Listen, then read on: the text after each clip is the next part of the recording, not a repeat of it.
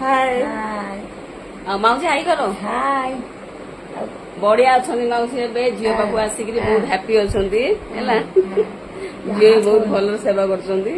ସେବା କରୁଛି ହଁ। କିନ୍ତୁ ତୁମେ ସେ କଥା ଏଇନା ମୁଁ ବାହାରିଛି ସେ କଣ କଣ କହିଛି ମତେ ମୁଁ ତା ପାଇଁ ନେଇକି ଆସିବି।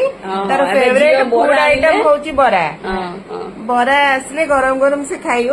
ମୁଁ ଏଇନା ଲାଇନ ମାଉସୀ ନଥିଲା ଏଇନା ଘରେ ମୁଁ ବରା ଗାଧେଇକି ଖାଇବ ବାହାରିଛି ନାଇଁ? ଏଇନା ଯିବି। ଆଣିବୁ ନା ଝିଅ ବା ଆଣିବ ଝିଅ ଆଣିବ ଆପଣ ଖାଇବେ ହେଲା। ଝିଅକୁ ତ ଯେତେବେଳେ ଯାହା କହିଦେଲେ ସବୁ ଆଣିକି ଯୋଗାଡ଼ ଦଉଛି ଆଉ ହେଲା।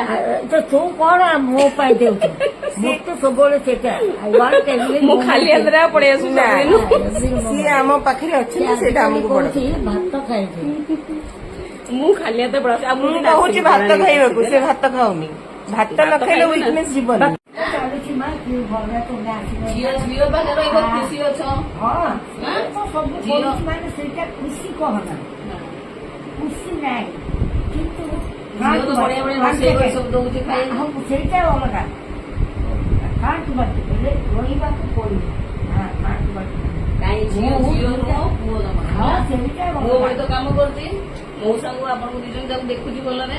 ଆଉ କେତେ ଅସୁସ୍ଥ ଥିଲେ ଆପଣ ଏବେ କେତେ ସୁସ୍ଥ ହେଇଯାଇଛନ୍ତି ଏବେ ଆସି ଦେଖିଲା ସୁସ୍ଥ ବେଳକୁ। କିଛି କହନା ସୁସ୍ଥ କିଛି ନାହିଁ କିନ୍ତୁ ତୁମେ ଆସିବ ବୋଲିକି ଦେଖିଛି ସେଇଟା କହ ସେତେବେଳେ ମୁଁ ଧୀରେ ଦିଟା ନେବାକୁ ପାରେ କାହିଁକି କହ ଡାକ୍ତର ଏକା ନାଇଁ ତାକେ ବଡ଼ କହିଥିଲେ ସବୁ ମୁଁ ଠିକ୍ କରିଛି